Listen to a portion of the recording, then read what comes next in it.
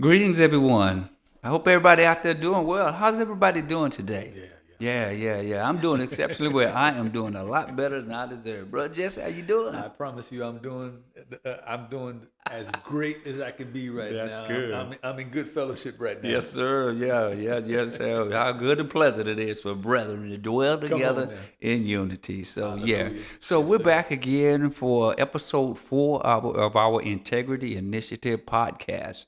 I want to recap and revisit where we came on last month, where we had our guest, Brother Eric Jackson. He was on, and we talked about the fallacy of the Yeah, Messiah. Did we not have a wonderful time man, with we him? had a blessed time. Yeah, That brother really broke it down yeah, and really showed us in the yeah. process. Because even the best of us can find ourselves Hmm. throwing up that fallacy, not really understanding that Yeah.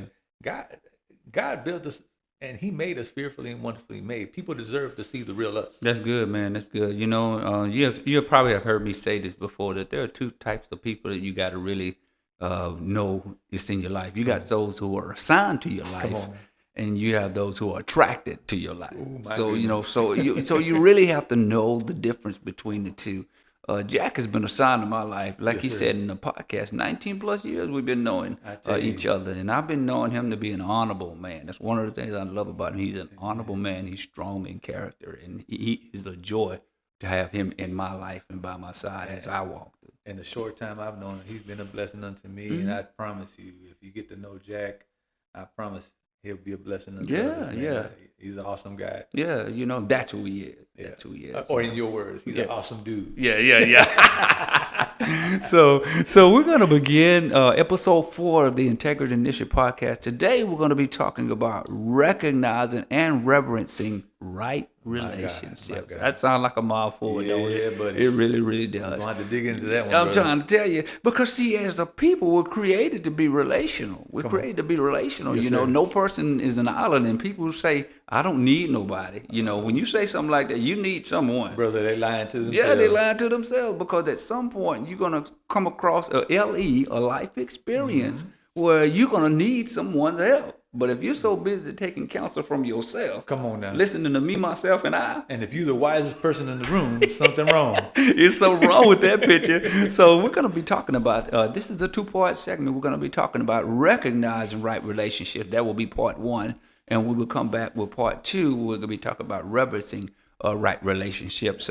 But check this out, though. From a biblical perspective, recognizing right relationships begin with understanding that every healthy relationship reflects God's character and it aligns with His purpose. We're talking about healthy Yes, relationships yes. now. Healthy. Healthy relationships. Yes, sir. And the right relationships are not merely built on compatibility or mutual benefit. I think that's very important to understand. But on truth, love, honor, and covenant faithfulness. Yes. I think about that compatibility. Many people are drawn together based on something they are compatible, they're familiar with, and everything. I like doing that too. So, they end up coming together because of compatibility.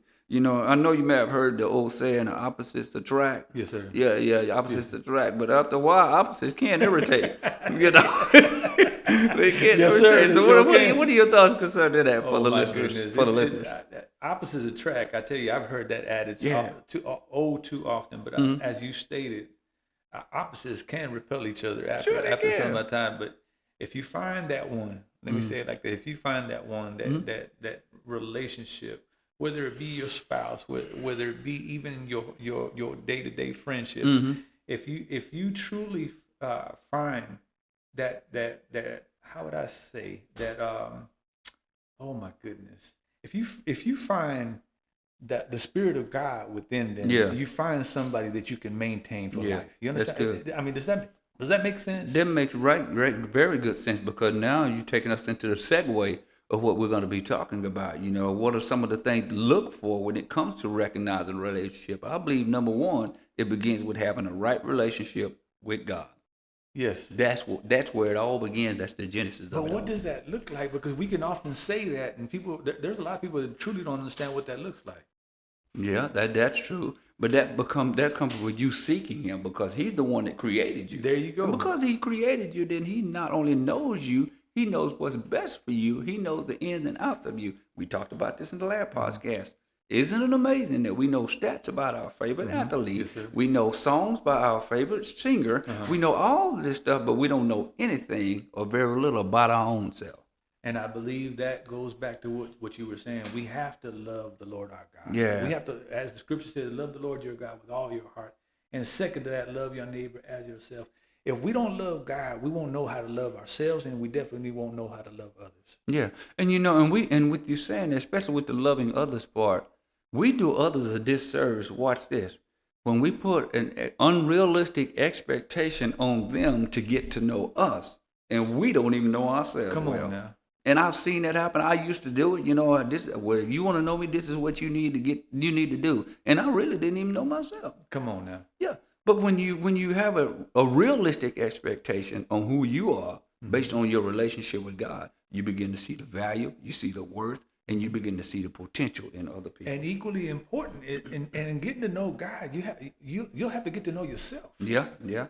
And that right there in and of itself can be risky, because a lot of times we don't want something exposed others to see. But again, if you're hiding it, at some point it's going to come to light. And like you stated before, when we bearing that fruit, whatever that tree may be, is going to bear the fruit in its due season. Yeah. So you can't hide it. You can't stop it. In due season, that fruit is going to show.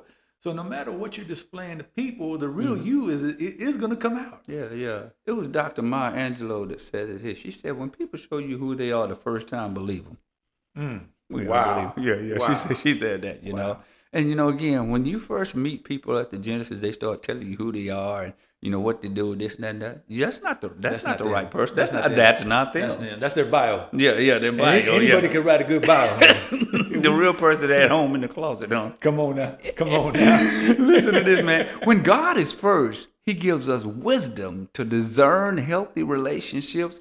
And I love this here, and the strength to walk away from unhealthy ones. I like that you say he gives the wisdom to discern healthy relationships. I like that you preface that by saying healthy relationships. He gives us that wisdom, and he also gives us the wisdom to see the unhealthy ones as well. Yeah. He really does. Yeah. But we have to find ourselves drawing nigh unto him. Yeah. As the word declares, seek the kingdom of God first and his righteousness, and he'll add all these things unto you. If we seek him first, we learn from the Creator who the creation is. That's good. And we learn how to inspect the creation. We then turn into what we would call fruit inspectors. Yes, sir. Yes, sir. We got to go taste and see that the Lord is good, but I got to taste from your tree. That's good, man. Huh? That's good. And the only way I could do that is by what? Getting to know you. I'm growing up, my dad shared something with me in his sage wisdom. I remember when I was 7 years old, I was sitting on the porch, and, this gentleman walked up to him, and he asked him, could he get a cigarette from him? And my dad said, I'm not going to give you one. He said, if you got a habit of your own, you need to learn how to support it. You need to support it, So I'm sitting on the porch, and then the man gets upset and he walks off. And my dad said this here. He said, hey, son, let me share something with you. It's going to be a very important lesson for you to learn in life. I said, what's that, sir? He said, in your life, he said, you will learn that some people look better going than they do coming. My God. Lord have mercy. And I said, well, what do you mean, Dad? He said, you'll find out when you grow up and you start interacting with people, and everything. I was like, yes. And then he said, he added a caveat to it. He said, matter of fact, son, he said, the further they get away, the better they begin to look. My God. And again, right, as you stated before, and even in this setting, right relationships do produce good fruit. One of those being mutual respect. That's good. Exercising the principle of reciprocity. When we show each other mutual respect, inevitably you'll show people not only who you are, but the values that you appreciate one with another, so that you can be able to help or nurture one another in this relationship. Because I promise you, you're not gonna. We were talking about this earlier. You're not gonna get to know somebody right off the first meeting that you meet them. Right. So in order to develop that right relationship, you have to spend some time getting to know them to see if they respect you where you at, and to see if you have that mutual respect for them. And it's a challenge. It can be difficult. It's risky to let someone in, but it's even more dangerous for you to be isolated by yourself. And when you need help. I did it for so long. People would ask me, are you okay? I'm like, yeah, I'm fine. And I was tore up, jacked up from the floor up.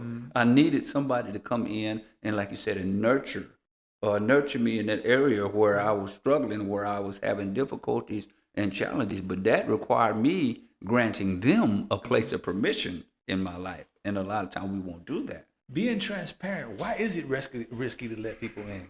Because I know a lot of our viewers often find themselves in these positions, but they don't really take the time to really answer that question for themselves. Yeah, I believe it's risky because at some point again you have to make the decision to choose to want to let someone in. And again, Alcoholics Anonymous. I know you're familiar with how they go about that with their program, their 12-step program. One of the things that where they have you do is when they bring you in a circle, you introduce yourself to people. They have you say two things. Number one, they have you tell the people who your name, and then they also have you say, "I'm an alcoholic." Come on. Man. And again, how are you going to get the help that you need if you don't first acknowledge the problem that you have? And you have to present yourself. You have to lower those force fields in order to allow somebody in. And sadly, we've all gone through situations where we've been hurt. Yeah. And I think that happens a lot, and that makes some people callous to the point where they refuse to let their barriers down and don't let anybody in. But at the same time, they suffer in silence. Yeah. Because they won't ask for help. And they stay in seasons far longer than they should. You mentioned about right relationship produce fruit. One of the things that also produces this genuine accountability. That's when it's mutual. The reciprocity part, when that comes in, that one person is not doing more giving than the other. One person is not doing more taking than the other. There is a mutual understanding between all parties involved. I am grateful for the fact that I know and I'm able to recognize those who I have given a place of permission in my life. It wasn't always like that. And they know that because I've shared that with them, that if you see me behaving or acting out of character, say something to me. Because if you say something to me, that lets me know that you love me.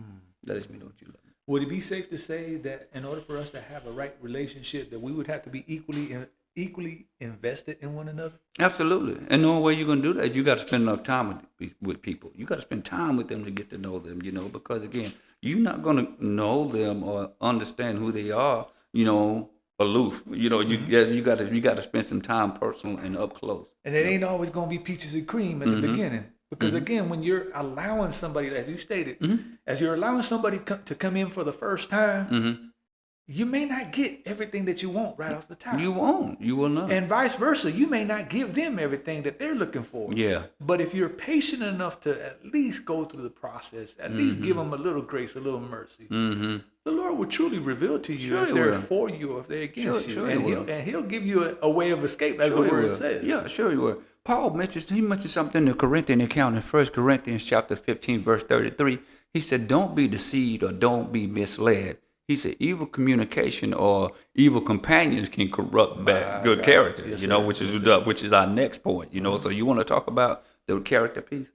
Yeah, right relationships truly require character. Two of the biggest ones are humility and honesty. And I tell you, again, going back to what we've talked thus far, humility seems to strike brothers differently from one brother to the next. I think a lot of us get caught up in being prideful. Do you believe that humility can be perceived by many as a sign of weakness? Yes, sir. Far from it. Yes, sir. And it is far from it. And I think a lot of it has to do, we've talked about this before, with our upbringing. Yeah. We've been taught that being humble is being weak. But I've seen some strong brothers that I would not run up on that operate out of the spirit of humility, but don't take their humility as a sign for weakness. Yeah. Because they are strong. I've seen brothers I go to the gym and I work out. I see brothers in there that can bench press probably to the roof. They're strong enough to do that, to lift the whole roof. But when it comes to them being humble, far from it. Yeah. Far from it. Because they're so full of themselves. Yeah, far from it. Andrew Murray wrote this book. It's probably, I think, one of the greatest pieces of literature that's out there. It's called Humility. I recommend anyone to get that book if you really want to understand about humility. And there's a chapter in it that stood out to me, chapter 8. He talks about humility and dying to self. Come on. Dying to self. And he had a quote in the book that remains true to me to this very day. This is what he said.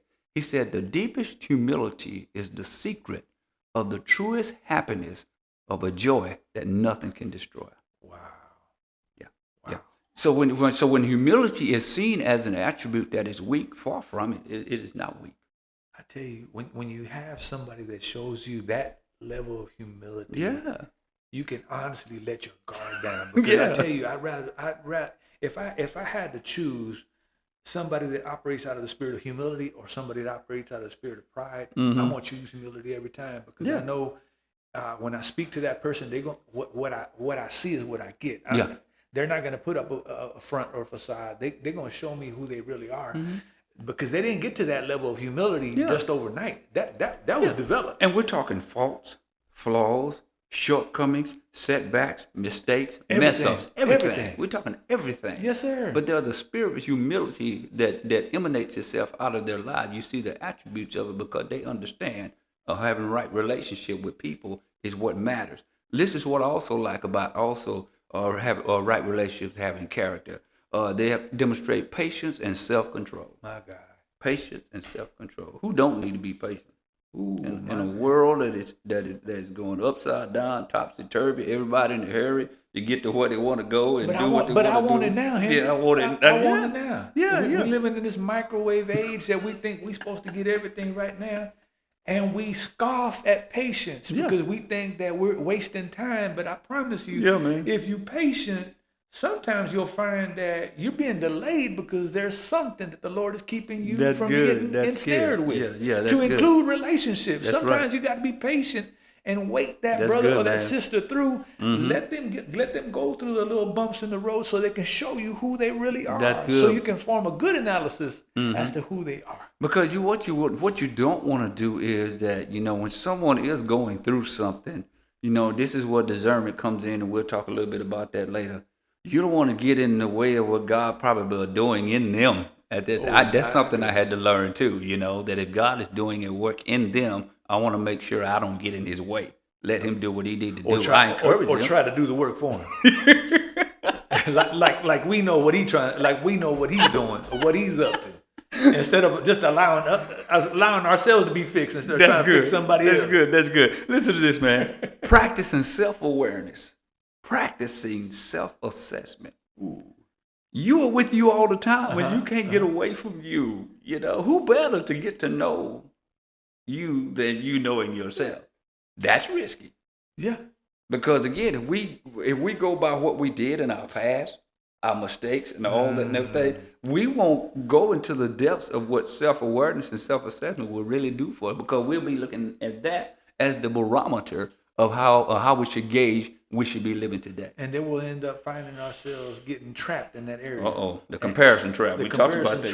Yeah. And then we won't mature, we won't grow. And by the way, then we run the risk of putting somebody else in that same position, not letting them mature or grow, because we want them to stay where we're at. And that's why it's important for one to be healed when they have been going through those seasons of hurt. Yeah. It's important to allow God to heal you before you enter into another relationship with someone, because you'll bring all that baggage with you in the next relationship, and it's important to allow him to carry you through a process of healing so that you can be healthy. And that's in every relationship. Yeah, any whether type it of be relationship. A friendship, whether it be you with your spouse. Can I say it like this too? Even in ministry? Absolutely. Because oftentimes we think that even in ministry, everything's supposed to be perfectly assembled together, not understanding that we're all under the hand of the master, and we're all being developed. We're all being formed, even in that process. We're all being delivered of something at some point in our walk. Does that make sense? Yeah. Being able to extend grace and mercy to yourself. When we're talking about patience, when I think about patience, this is what comes to my mind. The term patience transcends the idea of being able to stand fast under pressure with a staying power that turns adversities into opportunities. My God. That's a mouthful right there. We're talking about patience, but it has to be demonstrated, because watch it, God is more concerned about our character than he is chemistry. Come on now. Yeah, Come on now. he's about character But- development. I had to learn now, that. Now explain that though. Okay, he's more about character development Than and making chemistry. you, in chemistry, and making you into the image and the likeness of his son, Jesus Christ. My God. Because see, when we're talking about the image of God, we're talking about a reflection. People should be able to see, the reflection of God in our lives. And then when we talk about the likeness, people should be able to see some resemblance of who God is. All the characteristics of who we are. Watch it, and they should be able to see it without us opening our mouths. My God. Yeah. Wow. They should be able to see it because, see, character, what it does, it sustains what emotions alone cannot. Ooh. Yeah. Wow. Yeah. Your ability may get you to certain places. It can open up doors for you, but your character is what will keep you there. My God. And That. if you are a person with no character, and it will show. Wow. It don't matter how much knowledge you know, how much experience you have, how much money you got, where you work, what kind of car you drive, what kind of clothes you wear. Are you a person of character? Yeah. And that character goes right back to that keyword integrity that we've been Yeah, talking man. so much. Yeah. That integrity hits hard right there. It hits home because it's easy to talk about integrity, but it's another thing to be intentional and purposeful of living. And I promise you, it'll come out in your character. Sure. No matter how hard that you try to camouflage it, hide it, whatever the case may be, it's going to come out. That's good. Okay. Share with our listeners the point we want to share about right relationship that they require. Right relationships require discernment and discretion. Not every relationship is intended to be permanent or intimate. You might want to say that one loud again, man. Come on now. That one right there. Yeah. Not every relationship is intended to be permanent or intimate. See, we have to find ourselves really evaluating the people in our life and really put them in for lack of better words, in the greater puzzle, the greater puzzle of life. What place do they hold? Some will be close to you, where others will just be, again, those that what's the word that you've used in times past that you oh my goodness, you have the casual and then you have the other. You've told me about this time and time again. You have those that hold that casual place that you like. Again, for instance, those that you work with. Those are your casual friendships. Those are the people that you come into contact with day by day. The people that you run into the streets. Those are your casual. But those that are meaningful relationships are the ones that are meant to be your permanent ones. Yeah. And can ultimately evolve into intimate ones as well. Yeah, and again, you was talking about the discernment and the discretion piece. Very, very important, because I think a lot of times when we do enter into a relationship with people, we think that we should be with this person for a long time. But a lot of times it don't operate like that. Some people bring joy. There are two types of people to bring joy into your life: those that walk into your life, and then those that leave. Wow. Yeah. And again, just being able to recognize and identify those type of people. Why do you think we feel compelled to maintain them for longer than we should?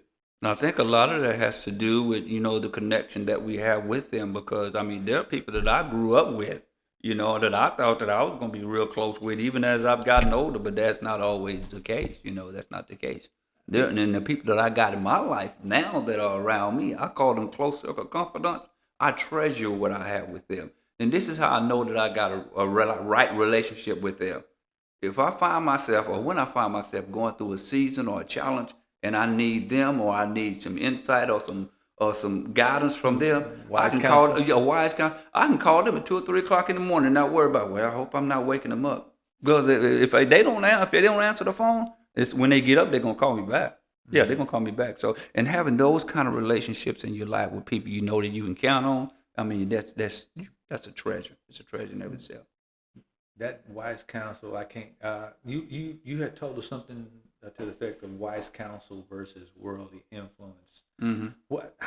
What's the difference? When it comes to wise counsel, wise counsel comes with receiving instruction and guidance and direction, and it's always going to come from the Spirit of God. Paul talked about this in 2 Corinthians chapter 4, verse 13. He said that we, having the same spirit of faith, as it is written, he said, we believe, therefore we speak.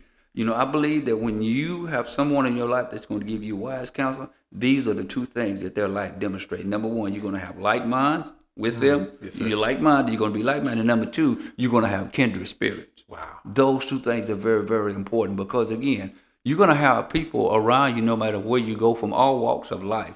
People are going to come into your orbit. But the question is, are you going to allow them to come in based on what they have demonstrated you? Because people demonstrate their character based on how they live. All you got to do is just watch them. And I've always said it before. When people are looking at you, ask yourself the question, now, what do they see? Who do they see? Oh, my God. Yeah, who do they see when they see you? Yes, sir. Yeah, who do they see when they see you? Listen to this, instructive correction versus destructive criticism. That instructive correction versus deconstructive criticism. Yeah. We could sure get some criticism that'll break us down, but that instructive correction will give you a path to success. That's good. And it speaks truth to the potential that lies within us. So many of us are walking around with untapped potential. We haven't even scratched the surface of who we are and who we could become. And the way it's said, I tell you, in the manner in which it is given to you, that instructive correction can alter your life. It sure can, yeah. It could get you to a place that you never thought that you would ever be at, because you, like you said, you've given those people in your life that place of permission to help guide you, so that you're not so that you know that you're not in this thing by yourself. Mm-hmm. And it's also important to understand. I think it's also important to understand that that we're not called to be the police of humanity. God, my God. We're not called to solve everybody's problems of humanity. We're called to serve others and to help them. But as far as solving their problem, that's a God-sized job. Yeah, that's a God-sized job there, brother. Yeah. I learned that one. I like that right there. Yes, sir. That's a God-sized job. Yes, sir. As soon as I learned that is not my responsibility to be the police of humanity. That took a lot of pressure off me. That took a load off your shoulders. For real, though. Not understand. Hey, it ain't up to me to fix everybody. Right. So, listen, we're going to leave you with this key principle. Can you share that with them, Brother Jesse? Yes, sir. Mm-hmm. Right relationships are recognized not simply by how they make us feel. Wow. But by how faithfully they reflect God's character, cultivate Christ-like maturity, and advance His purpose in our lives. Yeah. Again, it all starts with God. When you have a right relationship with Him, He'll show you how to have right relationships with others. So, yes, sir. So man, I enjoyed this session of this podcast. Too, I'm looking forward to part 2 as we move forward in that one. So for all of y'all listening, thank y'all so very much for joining us on today. But before we leave, I want to make sure I give a shout out to my boy Corey behind the camera. That's my guy. That's my dude. That's my running buddy. In the literal sense, he's my running buddy. And again, he always tell you he's bad enough just to be dangerous. Yes, but everything you see him do. Everything you see with Integrity Does Matter, Integrity Initiative Podcast, he does all of that, him and Sister Yolanda Jackson. So if you guys need videos, if you guys need photos, visit his social media platform, Cook's Photography Services, and talk to him. I'm telling you, you will be satisfied with the work that he does, because he has the spirit of excellence in everything that he does. And I'm so grateful for having him to be a part of our lives and what God was doing with Integrity Does Matter. So, Brother Jesse, you have anything you'd like to share with the listeners before we depart? I just pray that you all were blessed by this podcast, and I hope that you tune in to our next podcast where we'll be covering reverencing right relationships, because it's equally important as recognizing right relationships. That's good. It's good. And before we go, we want to ask you guys to like, comment, and share these podcasts with your family. Share them with your friends. Share them with someone you believe that really needs to hear these messages, because we've been given this global mandate of taking the message of integrity to the nation one person at a time. But we know we cannot do it without you guys' support. So if you get the opportunity, like, comment, and share. Tell us where you're from. Let us hear some of your thoughts and concerns concerning integrity. What do you think it means and everything? So because it helps us out also as well. So until next time, we will be coming back with part 2, as Brother Jesse said, of the Integrity Initiative podcast. We're going to be talking about reverence and right relationship. You do not want to miss that. And remember, how you live your life says more about you than you can ever say about yourself. Why? Because integrity does matter. So thank you all so very much, and we look forward to seeing you next time. God bless you. Bye.